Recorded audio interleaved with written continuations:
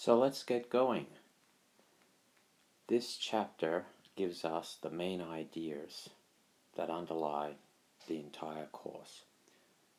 And the two big ideas are we're going to study the structure and components of the financial system, and we're also going to study core principles, core economic principles of money and banking, the principles that lie beneath the surface, as it were.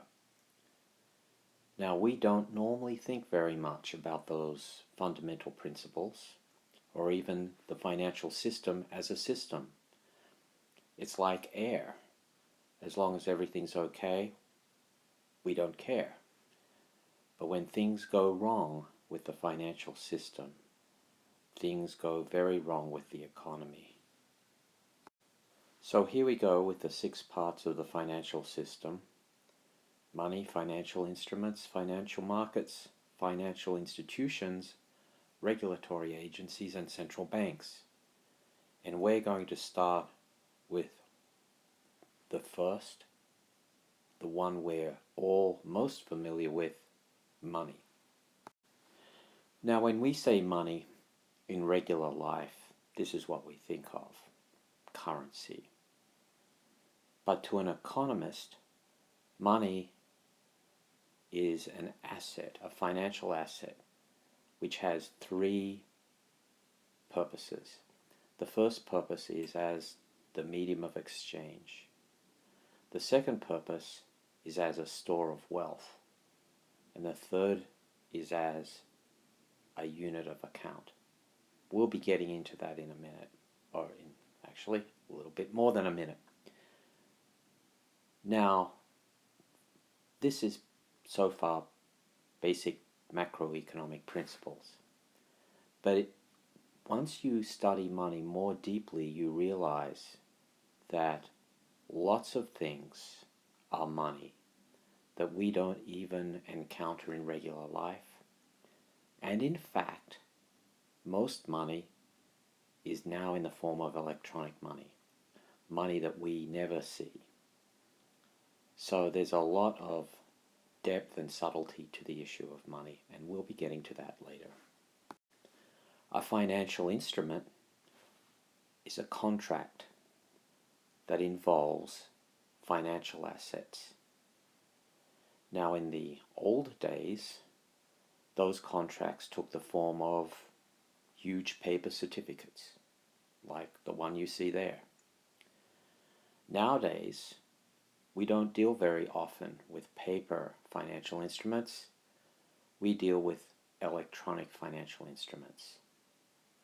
And that has consequences for the way the money and banking system works.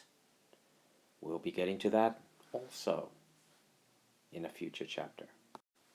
We're all familiar with the traditional financial institution of a bank. It's tangible, it's usually local, and it seems to dominate most of our regular transactions.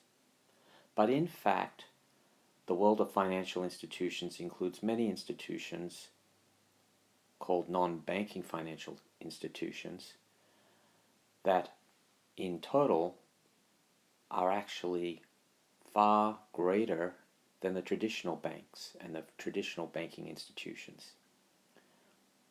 There are also serious differences between the way traditional banks are regulated and the way non-banks are regulated.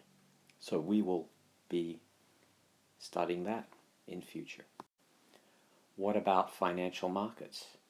Now, when you ask a regular person, what does a financial market look like? They might imagine the old New York Stock Exchange or a mercantile exchange where people traded on a floor and shouted out orders. These days, most financial markets are electronic and invisible to the regular person.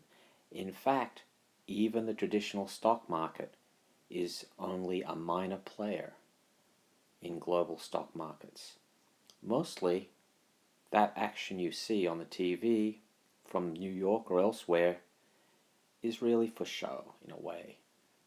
By far, even stocks are traded on electronic markets, and not by human beings either, calling out offers to buy or sell, but by computer algorithms. There are a lot of agencies that have been created by the federal government to regulate the financial sector. Here are a few of them. Now, while it appears we have an abundance of regulation, in fact, the financial sector has changed so much because of technology that the regulatory agencies have fallen behind.